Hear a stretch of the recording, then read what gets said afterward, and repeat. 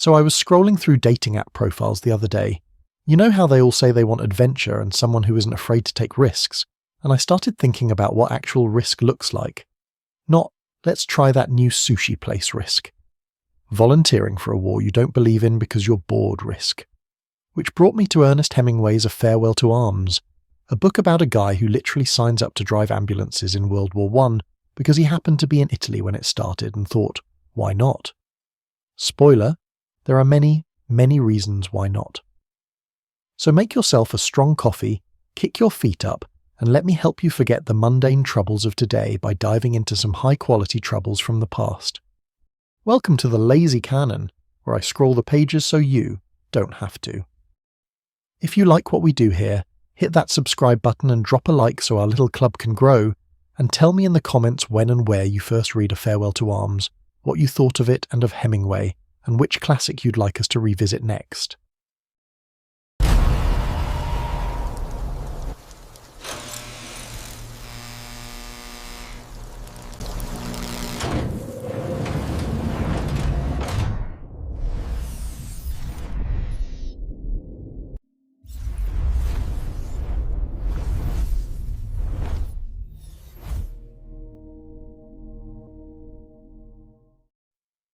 Northern Italy, 1916. Picture this. A country so beautiful people write poems about it, currently being used as the backdrop for one of history's most pointless meat grinders. The Italian front of World War I was what happened when two empires decided they absolutely needed to control some mountains and proceeded to throw young men at those mountains until the mountains were satisfied. Which they never were. Mountains are greedy like that. They just sit there, looking majestic, collecting bodies. Before we meet our protagonist, you need to understand something about the man who wrote him. Ernest Hemingway wasn't imagining war from a safe distance. He was remembering it. At 18, he signed up to drive ambulances for the Red Cross in Italy because America hadn't entered the war yet, and he was the kind of young man who heard horrific industrial slaughter and thought, sounds interesting, I should check that out. The early 20th century equivalent of DMing what's the address to a party you weren't invited to. He got what he asked for. A mortar shell exploded near him, drove over 200 pieces of shrapnel into his legs, and while he was lying there bleeding, he carried a wounded soldier to safety, because apparently being exploded wasn't enough excitement for one evening.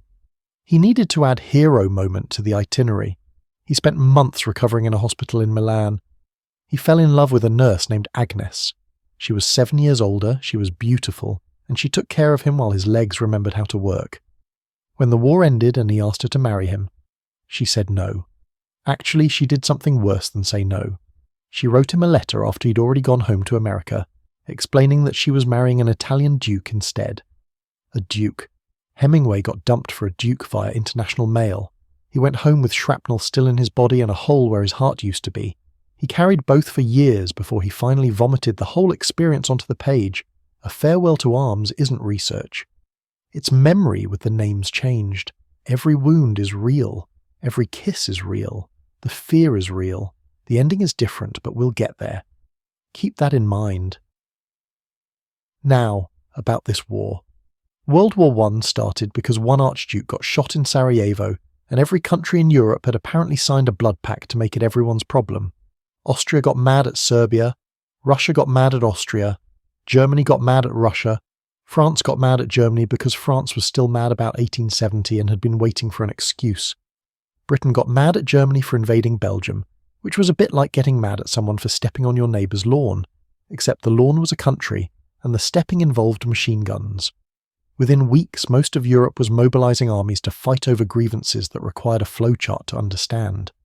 The 19th century equivalent of a group chat where everyone starts subtweeting, and suddenly there's a world war. Did you see what Austria said about Serbia? I can't believe Germany is taking their side. Okay, I'm drafting 2 million men. Who's with me? Italy joined late, in 1915, after the Allies promised them some Austrian territory if they switched sides. Italy had actually started the war allied with Austria and Germany, but promises of land were more compelling than promises made. The Italians looked at the Alps and said, "Sure, we'll just attack uphill into machine gun fire for 3 years. What could go wrong?" What went wrong was everything. The Isonzo River saw 12 separate battles. 12. They just kept doing the same thing, hoping for different results. The definition of insanity, except with artillery and a higher body count. This is the world Frederick Henry wakes up in. Frederick is an American. He's in his mid-20s. He studied architecture before the war, which means he's exactly the kind of person who should be designing buildings rather than watching them get shelled into rubble.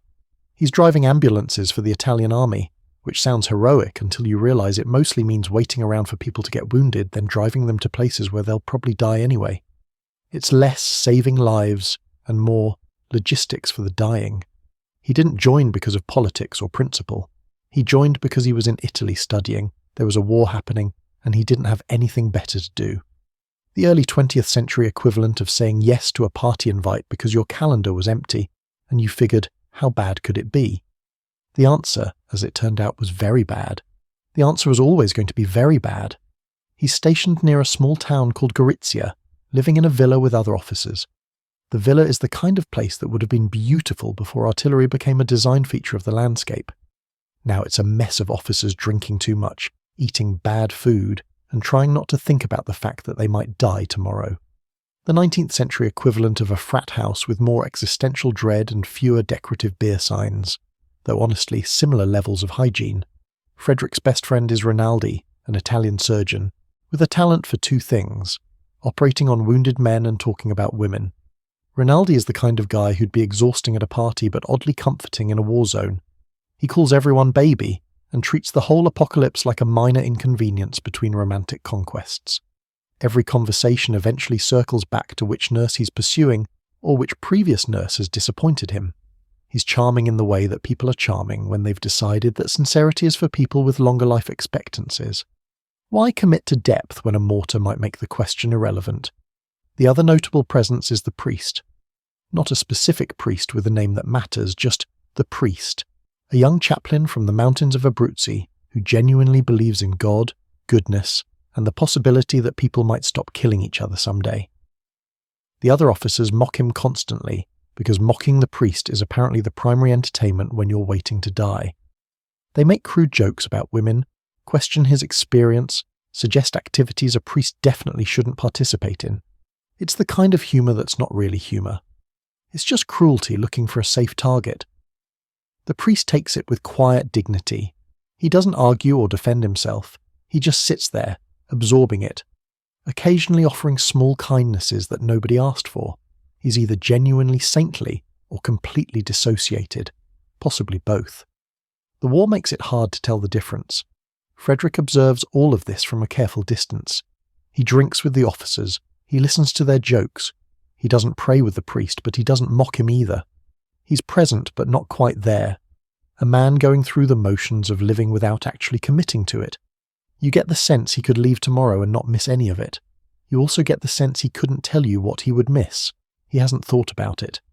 Thinking about it would require caring about something, and caring about something in a war zone is a good way to get hurt. Better to stay numb. Numb is safe. Numb is how you survive. When Frederick gets leave, the priest tells him he should visit Abruzzi. Go to the mountains, the priest says. It's clean and cold and dry. The people there are good people, simple people who know how to live. You can go hunting, rest properly, breathe air that doesn't taste like mud and death. It sounds nice. Frederick agrees to go. He doesn't go. Instead, he hits every city within travel distance and proceeds to drink, visit brothels and generally act like someone trying to have fun but not quite managing it. Like a bachelor party where everyone's faking enthusiasm because they're too old for this but committed, to the bit. He wakes up in strange rooms. He spends money he probably shouldn't. He does all the things young men do when they're trying to feel alive without actually examining why they feel dead. Noise instead of silence. Bodies instead of connection. Hangovers instead of rest. When he comes back, the priest is disappointed but not surprised. Frederick couldn't go to the mountains because the mountains required him to be still, to be quiet, to be alone with himself. And being alone with himself would mean looking at what he's become. A man who doesn't believe in anything, doesn't want anything, doesn't feel anything except the low-grade numbness of someone waiting for the war to decide his fate for him. He chose noise instead. He chose distraction. He chose the kind of exhaustion that feels like living if you don't look too closely. The priest understands this. which is worse than if he didn't. He looks at Frederick with something that might be pity or might be recognition. One more young man hollowed out by circumstances, filling the empty space with whatever's available. Rinaldi, meanwhile, has news. He's met someone. 2 English nurses at the nearby British hospital, and he thinks Frederick should come along.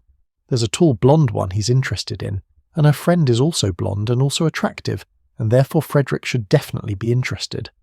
Rinaldi has the matchmaking instincts of someone who thinks compatibility is just a matter of physical proximity and sufficient alcohol.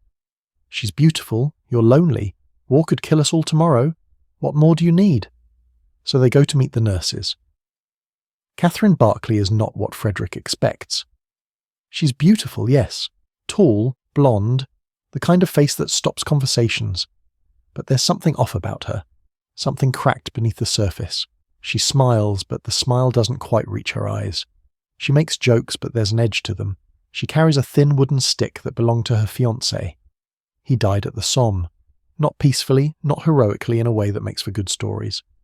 Blown to bits, she says, with a casualness that's more disturbing than tears would be. They'd been engaged for 8 years. 8 years of waiting, of planning, of imagining a future that evaporated in one afternoon of artillery. He wanted to get married before he shipped out. She thought they should wait, do things properly. Now properly is all she has left, and it tastes like ashes. She regrets not giving him what he wanted before he died. She says this openly to a man she's just met, which tells you something about how far past social convention her grief has taken her.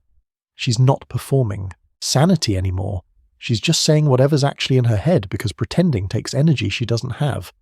The filters are gone. The armor is gone. She's just raw, walking around with her wounds visible to anyone who cares to look. She needed therapy. Desperately. The kind of intensive professional help that might have given her tools to process what happened. She's not getting it. There's a war on, and grief counselling won't be invented for another several decades, so she's doing what everyone did back then, pushing forward, working constantly, and hoping the wound scabs over on its own. She's the 1917 equivalent of someone saying I'm fine, while visibly not fine, except nobody's going to call her on it because everyone else is also not fine. The whole continent is not fine. Not fine is the baseline now. Frederick is immediately interested, which tells you something about Frederick. Normal people meet a woman who's clearly still processing catastrophic loss and think, I should probably give her space. Frederick meets a woman who's clearly still processing catastrophic loss and thinks, I should definitely pursue this. He's not malicious about it. He's just emotionally stunted enough to see a damaged person as an opportunity rather than a responsibility. Maybe he sees something of himself in her. Maybe he just sees someone who won't expect him to be whole. Their first conversations are strange. He flirts in that way men flirt when they're not really thinking about what they're saying. She resists, then doesn't, then does again. She asks if he loves her. He says yes because he's learned that saying yes gets results even when it isn't true. She knows he's lying. She calls him on it directly. Then she kisses him anyway, because she's playing a game too. She wants to pretend. She wants to pretend this soldier is her dead fiancé, that she can have what she lost, that if she squints hard enough at a stranger, he'll become the man she was supposed to marry. It's not about Frederick specifically. It could be anyone. He just happens to be there, willing to play along. This is called a healthy foundation for a relationship. Obviously. They start meeting regularly. He visits her at the hospital. They walk in the garden. The conversations are stilted, performative, like 2 people reading lines from a play neither of them believes in. He says romantic things because he wants physical affection. She accepts romantic things because she wants to feel something other than grief. They're both using each other. They both know they're both using each other. There's an honesty in that, even if it's not the kind of honesty that builds anything lasting.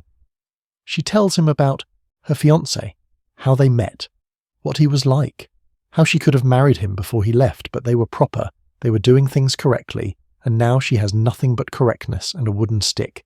She cries sometimes. He holds her sometimes. Neither of them mentions that he's basically a stand-in for a ghost. And then something shifts. Frederick can't pinpoint when it happens. There's no moment, no conversation, no dramatic revelation. He visits her one evening and she's different, or he's different, or the light is different. She says something vulnerable, really vulnerable, not performed vulnerable, and instead of mentally filing it away as a tactic, he actually hears it. She talks about being afraid, not of the war, not of death, but of being alone, of never feeling connected to anyone again, of spending the rest of her life going through motions that don't mean anything. And instead of waiting for his turn to speak, he listens. He actually listens. He realizes he's been waiting his whole life for his turn to speak, and he's never actually heard anyone. He's been too busy planning his next move to notice what was happening in front of him. He finds himself thinking about her during the day, not strategically, not, how do I get what I want from this situation? Just thinking about her, wondering what she's doing, hoping she's okay, hoping the rain isn't bothering her. She mentioned she doesn't like the rain. He remembered that. He's never remembered that kind of detail about anyone before. He catches himself smiling when he thinks about her. This is concerning. He didn't sign up for feelings. He signed up for a distraction, a pleasant way to pass the time between artillery barrages. The war was supposed to be the thing that happened to him, and everything else was just filling space. But somewhere along the way, the game stopped being a game. He started caring about whether she was happy. He started wanting her to be happy, specifically happy with him. He started feeling things he'd spent the whole war learning not to feel. The numbness he'd cultivated so carefully is dissolving. He can feel it going, and he doesn't know whether to be relieved or terrified. Feeling things is dangerous. Feeling things means having something to lose. He'd gotten very good at not having anything to lose. Catherine notices too. The shift happens in her as well, maybe at the same moment, maybe before. She stops talking about her dead fiancé. She stops looking through Frederick at someone who isn't there.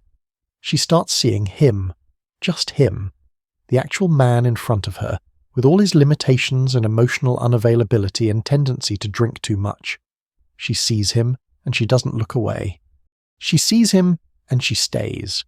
They don't discuss any of this, of course. They're early 20th century people, and early 20th century people didn't process emotions verbally. They didn't have the vocabulary for it. They didn't have the cultural permission. They just suddenly started meaning the things they used to say sarcastically. Frederick says, "I love you," and for the first time it isn't a tactic. He means it. The words feel different in his mouth, heavier, more expensive. Catherine says, "I love you," and for the first time it isn't a substitution. She's not seeing her dead fiancé anymore. She's seeing Frederick. They've accidentally fallen for each other while trying to use each other, which, if you think about it, is how most relationships start. Just usually without the artillery and the institutional trauma. You go in looking for something simple, comfort, distraction, validation, and somewhere along the way you find something complicated, something that requires things from you, something that can hurt you.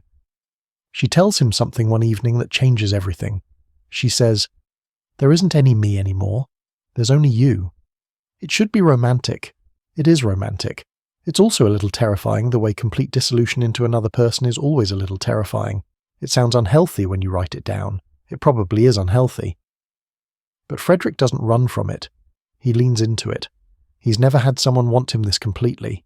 He's never wanted to be wanted this completely. Now he does.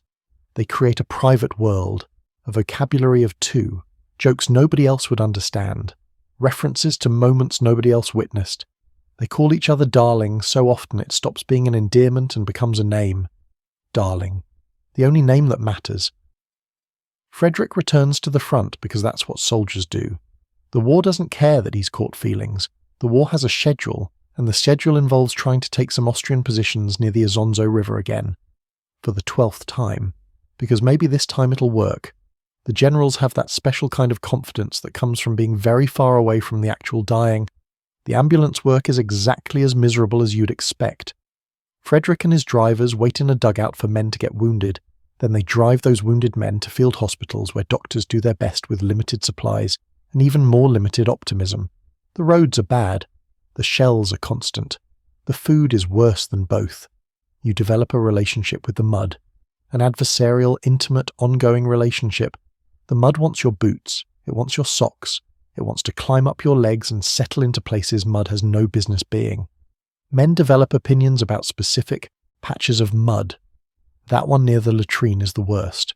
That one by the road has gravel so it drains better. The mud has been winning since 1914 and shows no signs of getting tired. It doesn't care who wins the war. It just wants to swallow everything. Frederick handles it the way he handles everything, by not fully committing to being present. He does his job. He drinks wine when he can find it. He thinks about Catherine. He writes her letters that are probably more romantic than anything he's ever said out loud, because writing allows for editing, and real life doesn't. On paper, he can be the person he wishes he was, present, articulate, capable of expressing emotion without flinching. And then, on an evening like any other, the Austrians send over a mortar round. Frederick is in a dugout with some other drivers, eating cheese and drinking wine because even the end of the world comes with snacks. It's almost peaceful. The guns are quiet for once. Someone is telling a joke that Frederick has heard before but laughs at anyway because that's what you do. The candle on the table flickers. The wine is bad but not terrible. For one moment it almost feels normal, like friends having dinner, like the war is something happening somewhere else.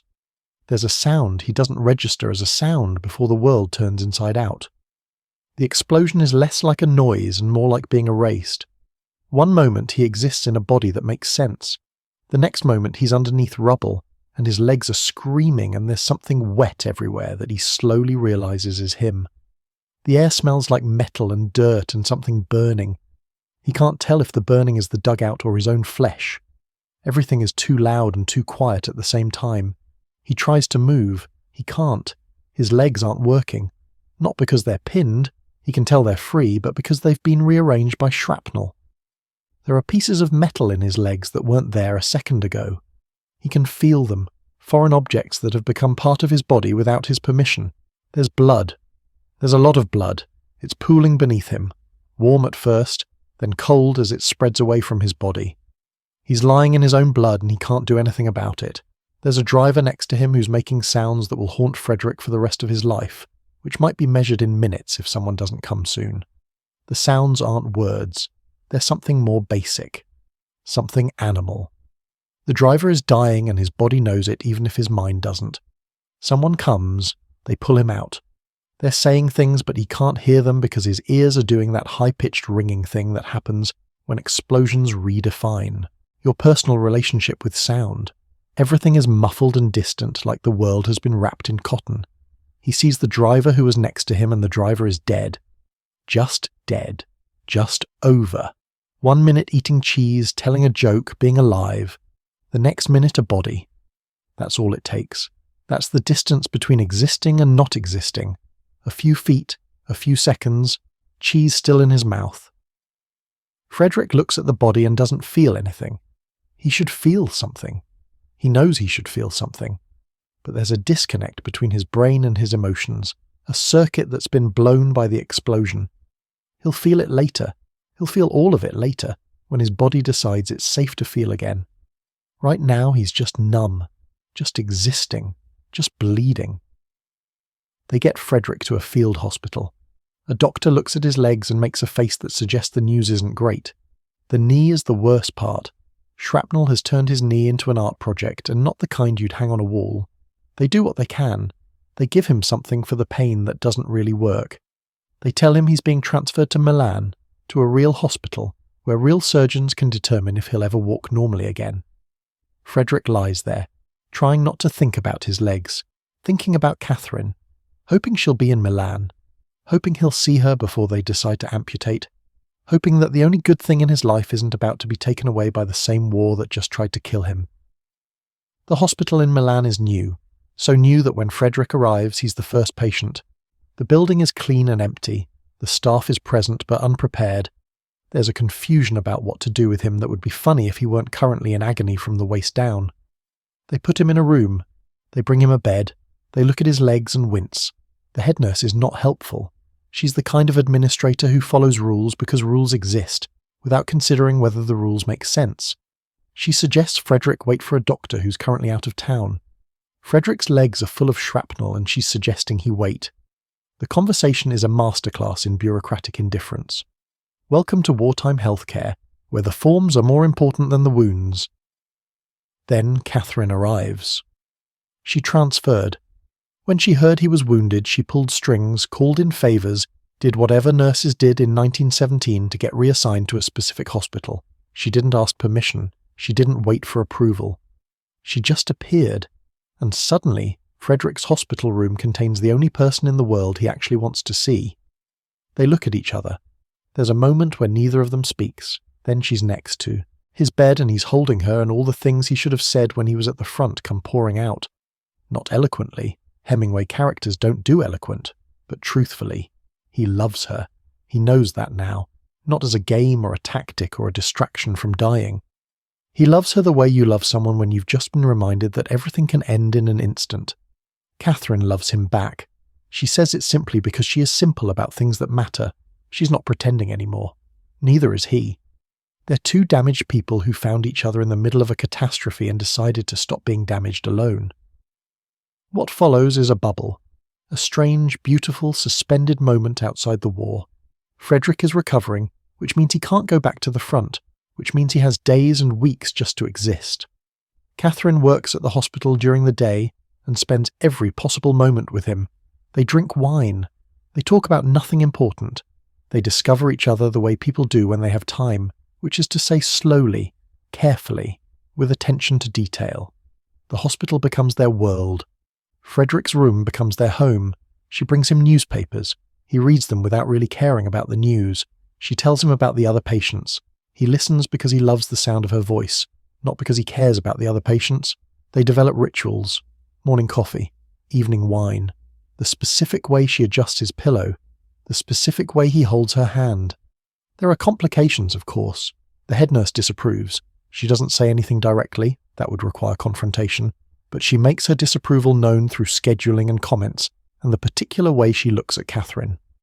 There's a doctor who thinks Frederick's leg requires more aggressive intervention than Frederick wants. There's the constant low-level awareness that this is temporary, that the war is still happening, that eventually Frederick will heal and be sent back to do more waiting in more mud for more people to get wounded. But for now, for these months, they pretend none of that matters. They create a world for two. They eat together, sleep together, invent inside jokes that aren't funny to anyone else. Catherine sneaks into his room at night.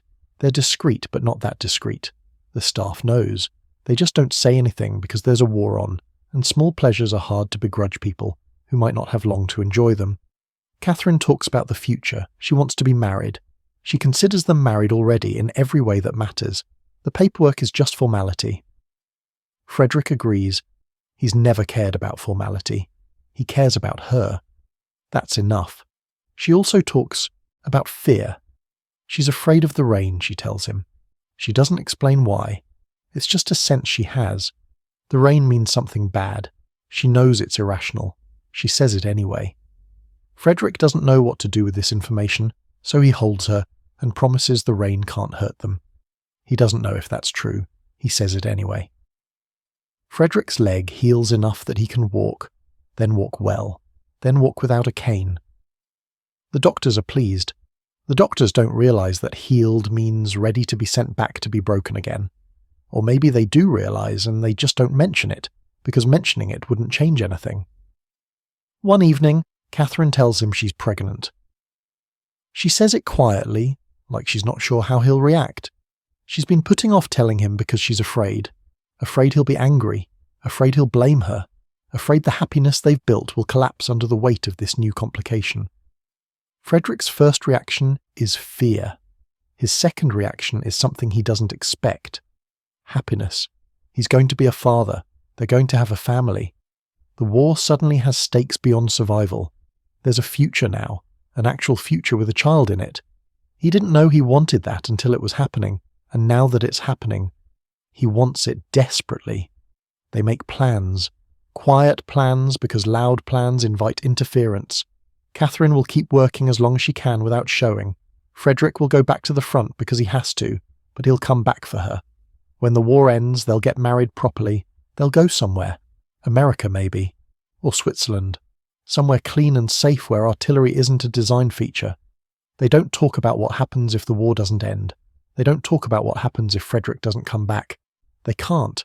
Talking about it would make it real, and making it real would make the time they have left unbearable. So they make plans for a future they're not sure they'll get to have, and they pretend the uncertainty doesn't exist. Frederick's leave ends. He has to go back. The goodbye is quiet. Catherine stands at the train station, not crying, because Catherine doesn't cry in front of people. She's wearing her nurse's uniform. She looks tired. She looks beautiful. Frederick holds her longer than military protocol probably allows. There are things they should say. They don't say them.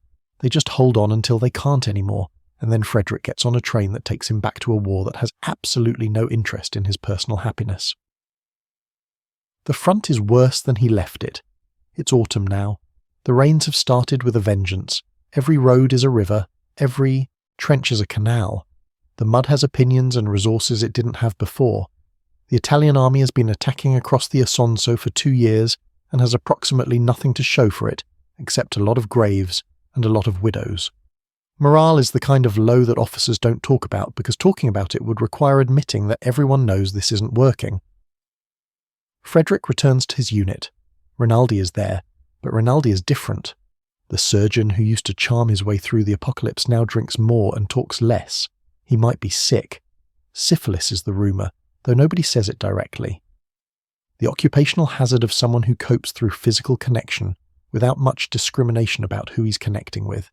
He operates on wounded men by day and disappears into bottles by night. The war is eating him from the inside out, and Frederick can't do anything about it except watch. The priest is there too, still quiet, still faithful, still enduring the mockery with that unsettling grace. Frederick finds himself seeking out the priest's company more than before, not for religion, for something stable. The priest believes in things that don't change, and Frederick needs to be near that, even if he can't share it. They talk about love, about what it means, about whether it's possible to find meaning in a world that seems designed to destroy meaning. The priest says love is possible. The priest says it's the only thing that matters. Frederick wants to believe him. Then Caporetto happens. Caporetto is what happens when an army breaks. Not a unit, not a division. An army. The Austro-Hungarian and German forces launch an offensive in October of 1917, using new tactics that the Italians haven't seen before. Stormtroopers, poison gas, concentrated artillery followed by rapid infantry advance. The Italian line doesn't just bend. It shatters. Soldiers who have been holding positions for years suddenly discover that the line behind them has collapsed. Then, the line beside them. Then there is no line. Orders stop making sense because the people giving orders don't know what's happening. Communication breaks down because the communication lines have been cut. What was supposed to be an orderly retreat becomes a rout. Hundreds of thousands of soldiers streaming westward, away from the enemy, towards something that might be safety, but might just be a different kind of chaos. Frederick gets caught in it. His ambulance unit is ordered to fall back, then ordered to hold, then ordered to fall back again to a different location. Then nobody knows what the orders are because the people who give orders have already fled. The roads are clogged with soldiers, civilians, horses, artillery, carts, cars, bicycles, and every form of wheeled or legged transport ever invented. Everyone is moving west. Nobody knows exactly where they're going. They just know they can't stay where they are. The rain doesn't stop. It hasn't stopped for days. It might never stop. The roads turn into rivers of mud that swallow vehicles whole. Frederick's ambulances get stuck. They push, they pull, they curse in multiple languages.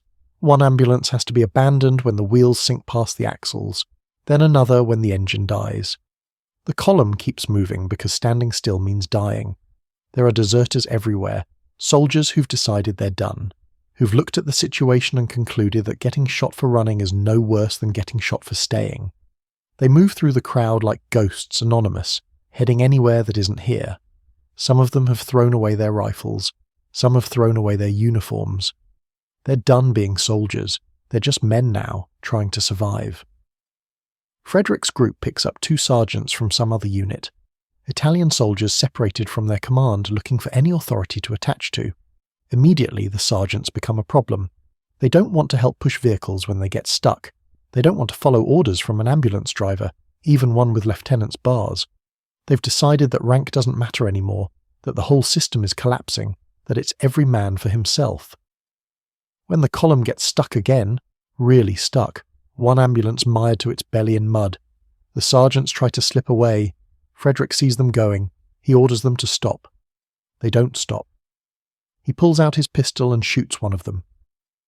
The sergeant falls. He doesn't die immediately, which is worse. He lies in the mud, making sounds that are almost words, and Frederick stands over him with a gun that suddenly feels very heavy. He's never killed someone before, not directly, not like this. The other men watch. Nobody says anything. The sergeant stops making sounds. Frederick tells himself he had to do it. Discipline. Order. Necessity. If he lets men desert, the whole thing falls apart. He's not sure he believes himself. The other sergeant runs. Frederick doesn't shoot him. He's done shooting for the day. The convoy keeps moving because standing still isn't an option. The dead sergeant stays in the mud. Nobody buries him. There isn't time. They reach a bridge, the Tagliamento River. If they can cross, they might reach safety, might be able to regroup, might survive this disaster. If they can't, they'll be captured or killed or simply swallowed by the chaos. The bridge is madness. Everyone is trying to cross at once. Men are crushing forward. Vehicles are abandoned in place. The sound is deafening. Shouts, engines, artillery in the distance, the constant rain.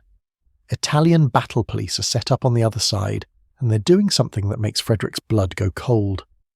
They're pulling officers out of the column and questioning them. Where is your unit? Why are you retreating? Why aren't you with your men? Officers who give unsatisfactory answers, which seems to be most of them, get taken to the side of the river. They don't come back. The sound of pistol shots punctuates the chaos at irregular intervals. Frederick watches an officer get questioned. The officer tries to explain. He was separated from his unit. It wasn't his fault. The line collapsed. There was nothing he could do. The battle police don't care. They're not interested in explanations. They're interested in scapegoats. Someone has to be blamed for Caporetto, and blaming generals is inconvenient. The officer gets taken to the riverbank. The shot sounds exactly like every other shot. Frederick understands with absolute clarity that he is about to die. He's an American in an Italian uniform. He speaks Italian with an accent. He has no idea where his unit is because his unit's scattered across half of northern Italy. Every answer he gives will be wrong. The battle police aren't looking for explanations. They're looking for people to execute. Someone has to pay for this disaster, and paying means dying in the mud of a riverbank without even the dignity of combat. When the battle police grab him, Frederick doesn't try to explain. He's seen how well explaining works. He waits. He watches. When a new column of soldiers pushes through the crowd and creates confusion, he runs. He runs toward the river. He hears shouting behind him. He plunges into the water and the cold hits him like a physical blow. The river is fast and freezing. He swims. He swims with everything he has. Bullets hit the water near him, sending up small splashes that he's too busy swimming to notice. He doesn't stop. He makes it to the other side, downstream from the bridge, around a bend where the battle police can't see him. He drags himself onto the bank, gasping, freezing, alive. He looks back toward the chaos on the bridge. He can still hear the shots. He's not part of it anymore. He's done. In that moment, Frederick Henry makes a decision. He's finished with the war, not in an abstract way, not, I wish I could leave. Finished. Done. Over. He will not go back to the front. He will not report to another unit. He will not stand in another column waiting for another battle police to shoot him for the crime of surviving. The army can have his uniform. The war can have his service record. He's keeping his life. This is desertion. This is punishable by death if he's caught. He doesn't care. He's already been sentenced to death once today. He's not waiting around for the second trial. He finds a railway line. He hides in a train car full of artillery pieces being shipped somewhere, covered by a canvas tarp. He lies there in the dark, shivering, wet and cold and exhausted, heading roughly in the direction of Milan. Heading toward Catherine. The journey takes forever and no time at all. Frederick is delirious with cold by the time he reaches Milan. He slips out of the train car at the station, trying to look like someone who belongs there. His uniform is soaked and muddy. He looks exactly like what he is, a deserter. But Italy is full of soldiers moving in every direction, and nobody stops him. Nobody asks questions. The chaos that almost killed him is now protecting him. He goes to the hospital. Catherine isn't there. She's been transferred. She's in Stresa, a town on Lake Maggiore, working at another facility. He gets an address. He finds civilian clothes to replace his ruined uniform. He takes a train. The whole time, he's waiting to be caught. He's waiting for someone to ask for papers he doesn't have, for MPs to grab him, for the whole fragile escape to collapse. It doesn't collapse. He reaches Striza. He finds the hotel where she's staying. He finds Catherine. She's bigger now, visibly pregnant. Her body changed in ways that make everything more real. She's been worried about him. Everyone has heard about Caporetto, about the rout, about how many soldiers are dead or captured or missing. When she sees him walk into the hotel lobby, she doesn't ask questions. She doesn't demand explanations. She just holds him. She holds him for a long time. They're both crying. Neither of them admits it. Frederick tells her what happened. The retreat. The chaos. The sergeant he shot. The battle police executing officers. His desertion. He's a wanted man now. If they catch him, they'll shoot him. They need to leave Italy. Tonight, if possible. Somewhere neutral. Switzerland is across the lake. He has a plan. The plan is barely a plan. A friend, the bartender at the hotel, knows people who have a boat. Fishermen who occasionally do other things. For a price, he can arrange transport. Frederick has money, saved from his officer's salary, enough for passage. He gives the bartender everything he has. The bartender says he'll make it happen. That night at 3 a.m, Frederick and Catherine walk down to the lake. It's raining. Of course it's raining. This is Hemingway. It's always raining when something important happens. The rain is cold and steady and indifferent to what they're trying to do. A small rowboat is waiting at the dock. 2 oars. 1 lantern they're not supposed to light because light means visibility and visibility means getting caught. That's it. That's the whole escape plan. A rowboat and some oars and 30 kilometers of dark water. Frederick rows. The first few strokes are almost easy. The boat moves. The dock recedes. Italy gets smaller behind them. This might actually work. Then his hands start to hurt. Then they start to blister. Then the blisters break and the raw skin meets the wet wood of the oars and every stroke becomes a lesson in nerve endings. He rows anyway. He doesn't have another option. Catherine is pregnant and the alternative is prison for him and disgrace for her and the death of everything they've built. The lake is wider than he thought. 30 kilometers doesn't sound like much until you're rowing it in the dark, in the rain, with hands that have stopped being hands and become just pain with motion attached. The far shore is invisible. The rain obscures everything beyond a few meters. They're rowing toward a direction, not a destination. They're trusting that Switzerland is where the map says it is. Catherine takes turns when he can't anymore. She rows awkwardly, her pregnant body making it difficult to find the right angle, the right leverage. But she rows. She doesn't complain. She doesn't ask to stop. She doesn't say she's tired even though she must be exhausted. She just does what needs to be done because that's who she is. She's always been stronger than him. He knows that now. She's been carrying grief and fear and the memory of a dead fiancé for years, and she's still here, still fighting, still rowing towards something that might be safety. They're in this together. They've been in this together since the hospital in Milan, since the moment when the game stopped being a game and became something real. Now they're proving it. Now they're testing what together actually means when it means blisters and rain and fear and a baby that's running out of time to be born in a country where its father isn't wanted for desertion. The night is endless. The hours blend together. Frederick's arms stop being arms and become just mechanisms, things that move the oars because he tells them to, not because they want to. His back screams. His hands are bleeding into the oars. Catherine is beside him, occasionally spelling him at the oars, mostly just being there. Her presence is its own kind of fuel. He rows for her. He rows for the baby. He rows because stopping isn't an option. Dawn comes. They're not across yet. The sky's getting lighter in the east, which means they're visible, which means they could be seen, which means they need to move faster. Frederick rows harder, ignoring his body's protests. He can see Swiss shore now. He can see houses, trees, a dock. He rows until the boat scrapes bottom. He helps Catherine out. They walk onto Swiss soil. They're out.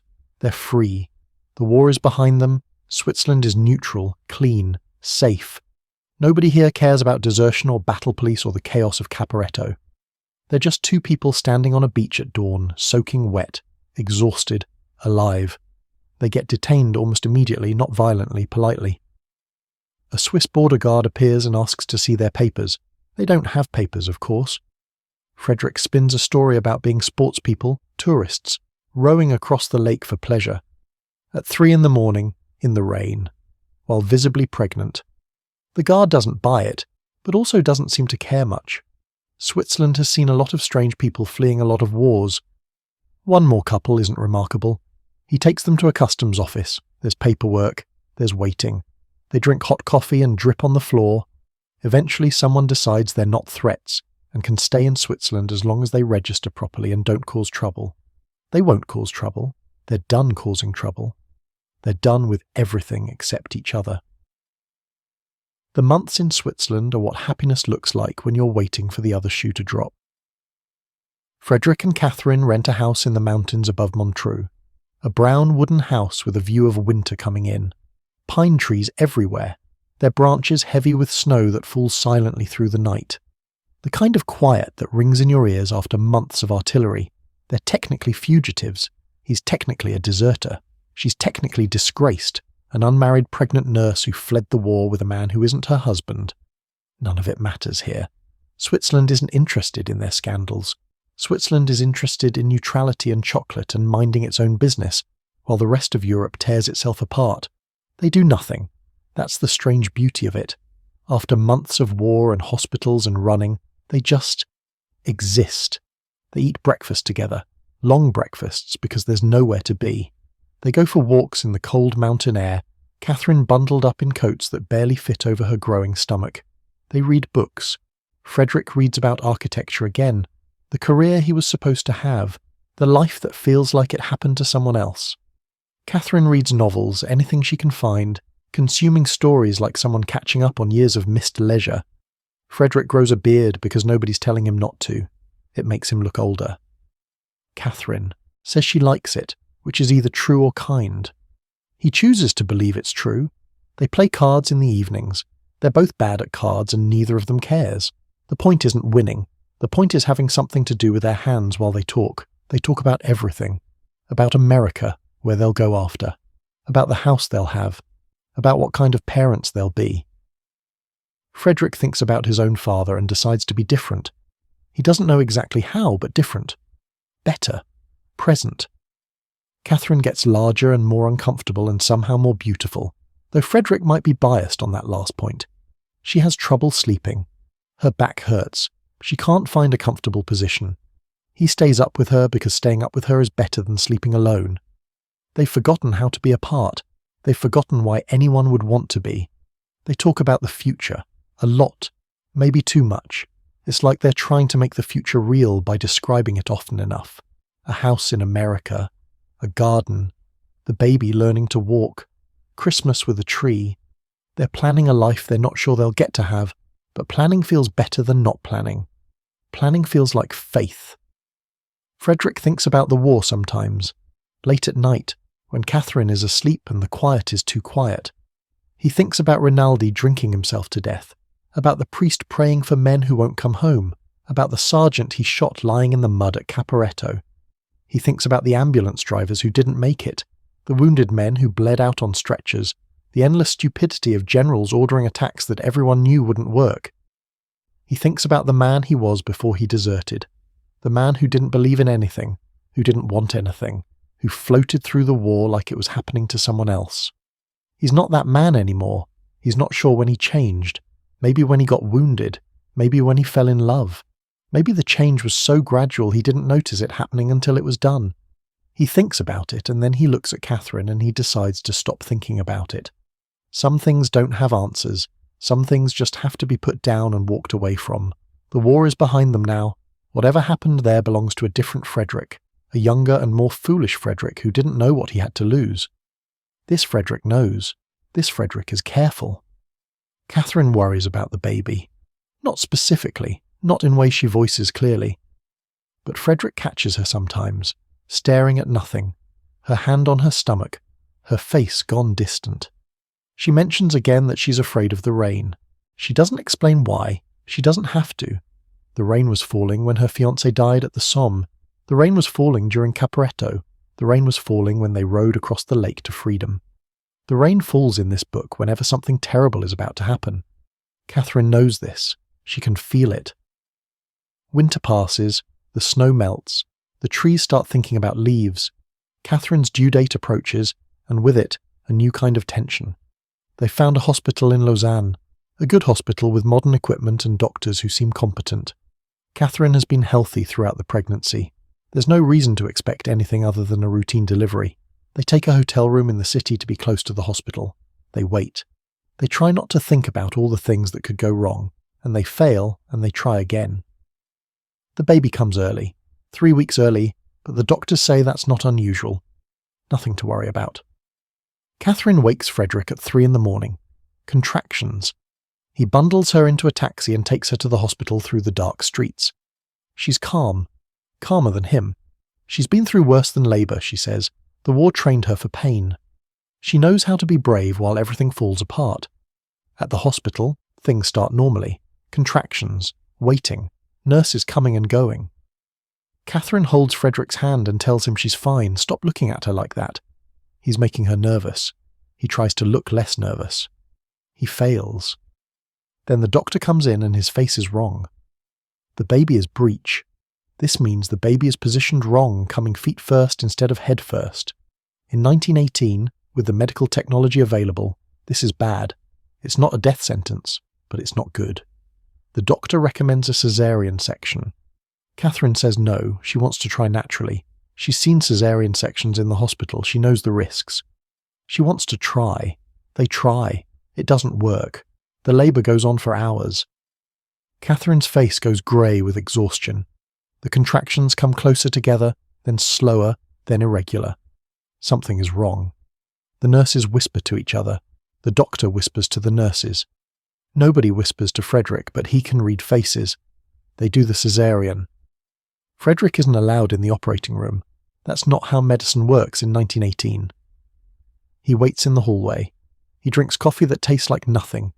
He watches nurses walk past and tries to read their faces. Nobody tells him anything. Nobody looks at him. The clock on the wall moves impossibly slowly, except when he looks at it, and an hour has passed without him noticing. Then a doctor comes out. The doctor's face is still wrong. The baby is dead.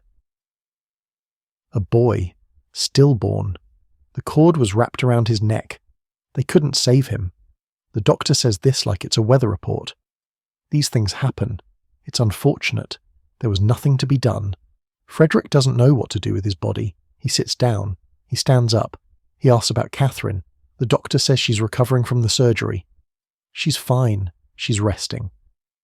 Frederick goes to see the baby. He doesn't know why. He just needs to see. A nurse takes him to a room. The baby is there. He looks like a baby.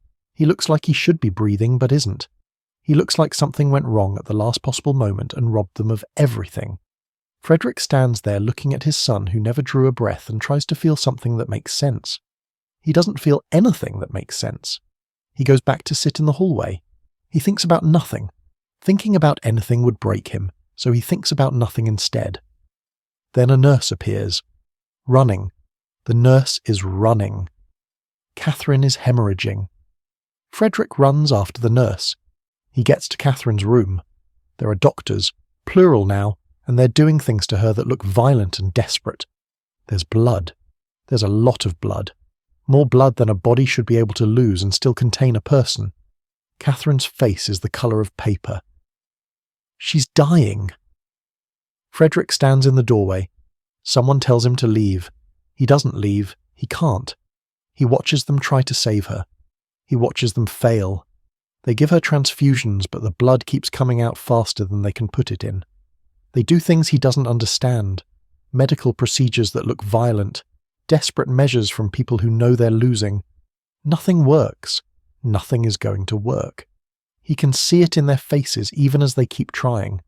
They let him in when it's almost over. The doctors step back. The nurses step back. There's nothing more to do. He sits beside her bed and holds her hand. She's conscious but fading. Her eyes find his. She tries to speak. Her voice is barely there, a whisper he has to lean in to hear. She says she's not brave. She says she's going to die and it's just a dirty trick. She says she hates it. He tells her she won't die. He knows he's lying. She knows He's lying. They both pretend anyway, one last time. One more performance for each other, because performing is what they've always done. They started with performances, and they'll end with them. She says she's not afraid. She says it like she's trying to convince herself. Maybe she's not afraid. Maybe dying isn't scary when it's actually happening. Maybe it's just sad. She tells him she wants him to do things for her, but she can't think of them now. She says she'll think of them later. There won't be a later. They both know that. She goes unconscious. He stays. He holds her hand, and he stays. He talks to her even though she can't hear him, because not talking would be admitting it's over. He tells her about the house they were going to have, about America, about the garden, about all the plans they made, all the futures they invented. He tells her he loves her. He tells her over and over because it's the only true thing he knows how to say. Her breathing slows. It becomes irregular. Long pauses between breaths where he thinks it's over, then another breath, then another pause. He counts the seconds. He counts the breaths. He holds on to her hand like he can keep her here through sheer force of grip. Then the breathing stops and doesn't start again. Catherine is dead. He stays with her body. He doesn't call for anyone. He doesn't move. He just sits there holding her hand, looking at her face. She doesn't look peaceful. People say that about the dead. They look peaceful. But it's a lie. She looks empty. She looks like a house where no one lives anymore. Whatever made her Catherine is gone. What's left is just a body that used to contain someone he loved. He asks the doctors to leave. They leave. The nurses leave. He's alone with her. He tries to say goodbye. He doesn't know how. He's never known how. He's spent his whole life not knowing how to say the things that matter, and now it's too late to learn. He stands there for a while, trying to feel something that makes sense. He doesn't feel anything that makes sense. He just feels empty, hollow, like the explosion at the front, except there's no shrapnel, just nothing where something used to be. He tries to kiss her goodbye. It's not any good. It's like kissing a statue. He knows this is the last time he'll see her, and he can't make the moment mean anything. It just is what it is. An ending that doesn't feel like an ending that just feels like stopping. He walks out of the hospital into the rain. It's raining. Of course it's raining. The rain Catherine was always afraid of. The rain that follows bad news in this story like a loyal dog. The rain doesn't care that Catherine is dead. The rain doesn't care about the baby. The rain doesn't care about Frederick Henry standing on a street in Lausanne with nowhere to go. The rain just falls, the way it's always fallen, the way it will keep falling long after everyone who matters is gone. Frederick walks back to the hotel. He doesn't hurry. He doesn't try to stay dry. What would be the point? The rain soaks through his coat, his shirt, his skin. He feels it and doesn't feel it. He's walking through the world, but not really in it. He's somewhere else, somewhere that doesn't have a name. He doesn't have a destination. He doesn't have a plan. He doesn't have anything except a hotel room with Catherine's clothes still in the closet, and a future that just collapsed into a hole he can't see the bottom of. Everything they built, everything they planned, everything they said to each other in the dark, all those nights in Milan and Stresa and the mountains. Gone. Just gone. Like it never happened. Like it was always going to end this way and they were too stupid or too hopeful to see it coming. He did everything right. That's the thing he can't stop thinking. He did everything right. He loved someone. He escaped the war. He built a life. He was careful and he was brave and he made good decisions. And the world took it anyway.